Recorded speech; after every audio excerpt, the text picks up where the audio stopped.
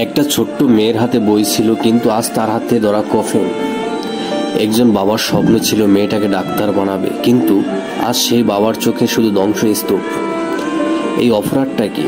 শুধু ফিলিস্তিনি হয়ে জন্মানো, শুধু নিজের মাটিতে বাঁচতে চাওয়া। যেখানে পৃথিবীর কিছু রাষ্ট্র চুপ, সেখানে লাখো সাধারণ মানুষ দাঁড়িয়ে গেছে এই নিরপরাধ জাতির পাশে। ফিলিস্তিনের শিশুরা আজ আমাদের শিক্ষক, তারা শিখিয়ে দিচ্ছে ভয় পেও না, অন্যায়ের বিরুদ্ধে দাঁড়াও। তাদের চোখে জল নেই, কারণ তারা জানে এই পৃথিবীতে ন্যায় পাওয়া যায় না অনুনয়ে, পাওয়া যায় প্রতিবাদে।